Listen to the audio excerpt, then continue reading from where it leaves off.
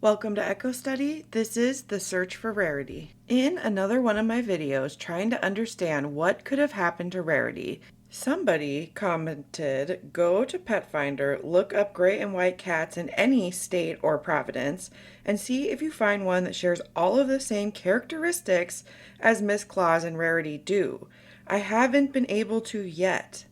This is so interesting. I found this PDF, a visual guide to identifying cats, and I thought this might be able to help us. There are 4 types of coat lengths. So Rarity is a domestic short hair. Coat colors, black, gray, white, buff. I didn't know that was one. That's cool. Brown, orange, tortoiseshell, and calico. Rarity is gray. So coat patterns, bicolor, pointed, shaded, tabby. 4 types of tabby patterns. Classic, mackerel, ticked, and spotted. Interesting. Okay, so Rarity is a gray and white bicolor cat. So bicolored means that it's always with a white and another color, and it can have a lot of white or very little. Markings are an important factor in identifying cats. Yeah, I can see that. So the locket, triangle, white patch on chest, tail tip, different colored, usually white tip of the tail, little socks. Oh my God, different little white socks. Blaze, a white stripe between the eyes. Eye patch, meaning just the one eye has the color, I guess. Tuxedo, usually black and white with a blaze up the nose and a jacket on the back. Snowshoe and van. A van is all white body with colored markings on head and tail only. Unique identifiers. Ear tip, universal sign that a community cat has been spayed or neutered. What? Ear notch, an alternative to ear tip, but not recommended. What the hell are they doing to these cats? Folded ears. Polydactyl, also called Hemingway cats. These felines have extra toes. And a Manx. I don't know why they do this to these cats. What the frick? Feature color. Eye color, whiskers, nose, and paw pads. Look at the little, bicolored paw pad. So Rarity is a domestic short hair, gray and white, bicolored cat, and her features are white whiskers, gray nose, white paws, and solid gray ears. And then the unique identifiers, I believe, would be these markings underneath the nose here that kind of go to the left side. So Mrs. Claus is a domestic short hair, gray and white bicolored cat with white whiskers, gray nose, white paws, and solid gray ears. It looks like. I can't see all of the ears, but it looks like. Miss Claus also has these unique identifiers underneath the nose here that you can see. I'm pointing at it with this little red arrow. This is very interesting. I do not think Amber put enough identifiers on this poster. What is this poster? It's so weird. Here are some videos of Rarity so you can see the unique identifiers, the paws and the markings and the totally gray tail. It looks like it might be a little bit white at the end, but I don't think you can tell in most photos or videos. So I know that certain lighting and pictures can, make coats look different. So I'm trying to just go off the base, things we know about Rarity.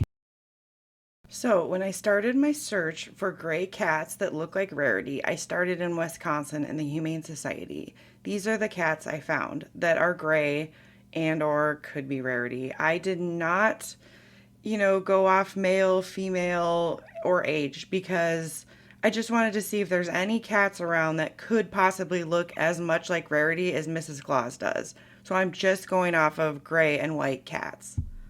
In Wisconsin, I found 20 gray cats that are up for adoption. 3 match Rarity, but none were within the age, and 2 were the wrong sex.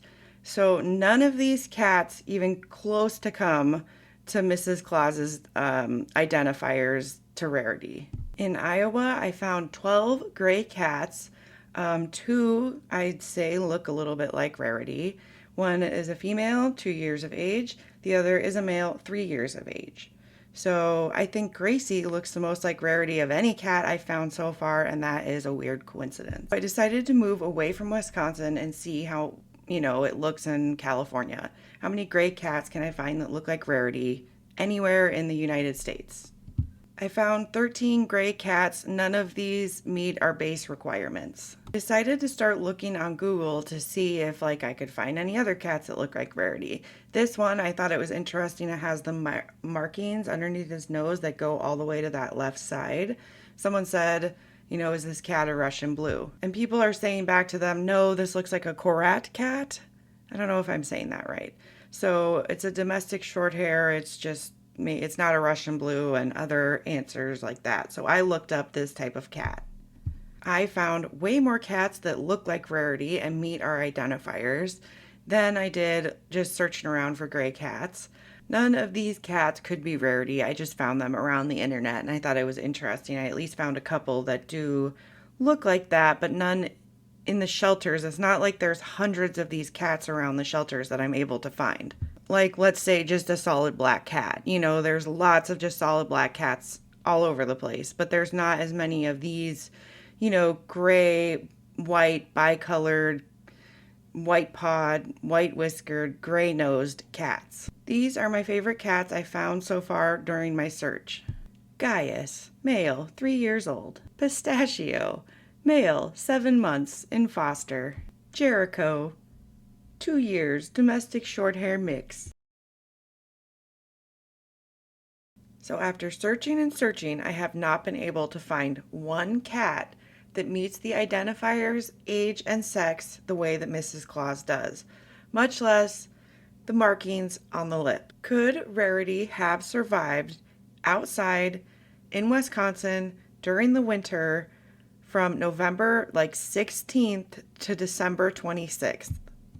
I was just searching around to see what I can find, and there's 74 million cats in the United States, 53 million in China, 23 million in Russia, and 15 million in Germany. Now, the estimate number for outdoor cats in Wisconsin vary, but it looks like their DNR suggests there's approximately 2 million feral cats in the state of Wisconsin, and that the north seems a little more cat heavy than the south. So this was the temperature in November in Milwaukee in 2024. So let's see, it was pretty cold. And then it got really cold. I personally believe that Rarity was an indoor-outdoor cat because of the way that Amber's spoken in the past about her getting outside or making outdoor spaces for Rarity. She loves to talk like she's a mother to these cats, but she also does this weird thing where she's says she won't put a collar on the cat because of comfort. A lot of safety measures aren't comfortable, but they've been created because of things that have happened, right? So seatbelts, they're not comfortable, but they were created because people were dying in car crashes. As a mother, you don't look at a safety device and say, oh, this looks uncomfortable for my baby. I don't think I'm not gonna do that. I believe that environment matters and kind of the social aspects of your neighborhood, right? So in Amsterdam, for instance, there's cats everywhere, and it seems like the people that live there are totally okay with that, or at least most of them are. And that they make sure they're not running over the cats. Their streets are much smaller and the cars are not going as fast. And it's just a smaller space and it seems more manageable and not as cold, I don't think, as the Midwest, right? So in places I believe Washington, there's that one guy that does the cat tour videos. I'm going to put it in right here. So he just walks all around and sees all these indoor outdoor cats. A lot of cats are on the porches. They're hanging out outside. The weather's really nice for it. And the environment seems like it's safe enough for the cats since the neighbors all kind of do the same thing and it's just accepted. So what people do let their cats outside, this seems to be a regional thing based on many factors, including social and, climate. This seems like maybe Amber was from a place where cats could be more outside and that people were more accepting of it and the climate was more accepting. But then when she went to Wisconsin, maybe a grumpy old Midwestern man, maybe the cat was going in his yard and he said to his wife, I'm going to shoot that cat. So then she picked it up and took it to the Humane Society. I know at my Humane Society, oftentimes cats get shot with these little BBs and you can feel the BBs underneath their skin. I'm wondering if this is a more Midwestern thing because a lot of people here hunt. So I wonder if these men are just like, I'm going to hunt these cats or kids or whoever, I don't know. But it happens here a lot. So I'm wondering if the Midwest, because of the climate and like just the hunters and the grumpiness, if this is a less accepting space for outdoor animals. I wanted to see what people were saying about this, and on Reddit I found this post and people were saying things like, I just don't think it's ethical or responsible to let a cat roam outdoors unsupervised. You can see here why it's a danger to the wildlife and to the cats. And a lot of places do have crazy roads and places that aren't accepting of cats just wandering around. I think I at least figured out that Rarity is kind of a rare cat, you know. While I found a lot of solid gray cats and gray and white colored tuxedo cats and all these different cats, I couldn't find any cats that met the specifications of Miss Claus and Rarity. I think that Gracie and this cat from Google that I found that people were asking, like, what kind of cat is this, are the two, that look the most like Rarity. So Mrs. Claus was found on December 26, 2004. Amber had already left Wisconsin and moved on. Emily said Amber wasn't upset about Rarity going missing and would pretend to be upset about Rarity when they were fighting. I do not believe a word out of the Wendigo folklore monster's mouth. Personally, I'm just saying. But I believe the fight between Amber and Emily also show us the mindset behind the way they treat their animals. In over 70 screenshots of text between Emily and Amber, Rarity is only mentioned the one time. Amber states Rarity got out and she needs help. Emily says she's too scared to come home, and Amber, she just says don't be scared, and that's it. That was all that was said. There was no urgency, and this means Rarity to me was already going in and out, and maybe she was scared from the fight and Amber, or like she scared her off, or Amber yelled at the cat and scared her off. No matter what, Amber is to blame for not taking proper care of her pets. She continues to mistreat them and act like it's some quirky, cute little thing, and I am not amused. Cut the cameras. Dead ass. I find it very interesting someone who abandoned their pets and has a history of doing so doesn't get their current pets chipped, and they don't have collars. Carla, that's really quite... It is illegal to abandon cats in the United States, and I looked it up. It's illegal all over the states. It's illegal in Wisconsin. It's just illegal. If there's no way to track an animal back to the person, they cannot be charged, right? So I don't know if she's smart enough to have put this together herself, but I actually think she is. People that plan on keeping their pets chip them, and they give them proper care, and they ensure their safety as much as possible. I believe Amber shows more narcissistic traits than anything. And so here are some traits that I found on Google to try to back up what I'm saying here. High need for external validation. She consistently seeks attention, reassurance, and audience engagement. She frequently introduces or escalates conflict, either directly or indirectly. This can function as a way to retain attention, shift the narrative, or try to regain control as her engagement declines. You're a lie. No. She saw me too. When confronted with inconsistencies or negative feedback, she tends to respond with deflection, reframing, or reframing herself as the victim. This aligns with ego protective mechanisms seen in narcissistic behavior patterns. For instance, she always brings up how many years in the past something is. Like it erases the pain and memories. You can apologize and take accountability at any time. It's almost like her mindset is so small she can't see the past or the future. Constant, inconsistent self-reporting. Her narrative often shifts over time. She contradicts timelines, motives, factual claims, and these inconsistencies suggest self-preservation management rather than deliberate deceit. A behavior aligned with unstable self-concept and an image maintenance tendency. Inflated self-presentation. She frequently emphasizes her own insight, growth, or intention in a way that's disproportionate to everything in the world. This reflects the pattern of self-enhancement common in narcissistic styles of communication. This is from what I've heard from people in her life. Performance-based emotional expression. Her emotional disclosures tend to occur primarily on camera or in response to audience attention. This suggests her emotional regulation is closely tied to audience perception and external witnessing.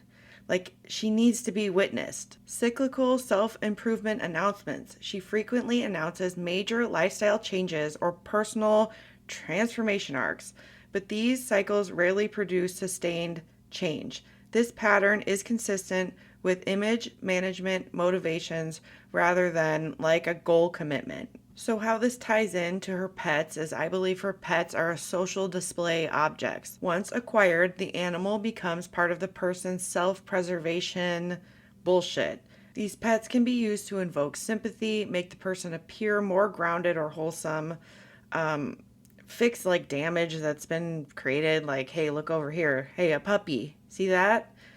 And create engaging content, right? So see the puppy? Click like. A narcissist personality often operates in cycles: acquire, idealize, integrate into image, lose interest, minimize contact, and discard. Rarity, I believe, got caught up in the cycle, and that the better the pet is and the less they ask of Amber, the longer she will put up with that pet. Twinkie, I believe, hardly moves because Amber hasn't cared for her, and she's really, a big fat dog. So she isn't like a threat to Amber's lifestyle. The dog goes to the bathroom on pee pads, and she doesn't have to walk the dog, and the dog just lays there, I believe. Look at the dog's nails. You can tell she's not even walking this dog. I noticed after breakups, this is when Amber really tells on herself. She's creating an image to project not just to the viewer, but to her ex, who has always broken it off with her. I noticed after Emily talked shit to Amber about not caring for Twinkie, Amber all of a sudden walks Twinkie all the time.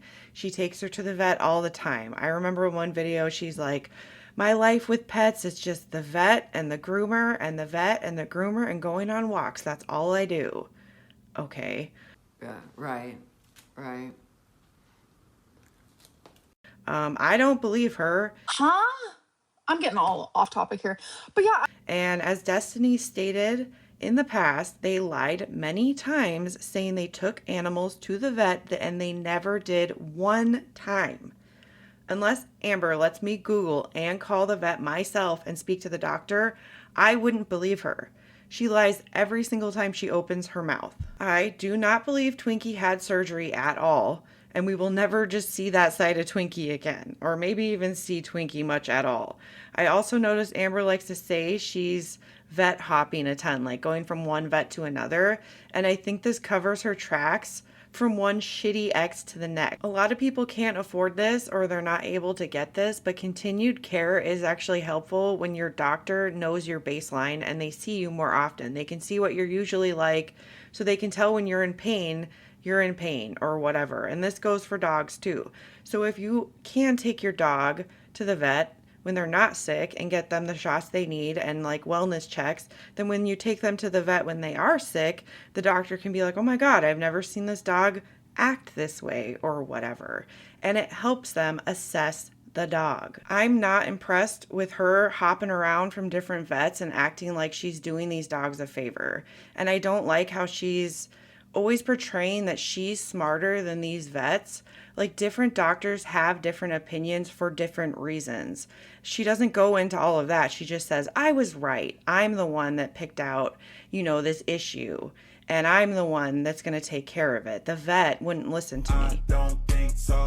Never want to try me, got that armor on my body. Amber loves to do this with her doctors as well. And she won't see doctors. She's not consistent. And she always uses them as like the fall guy.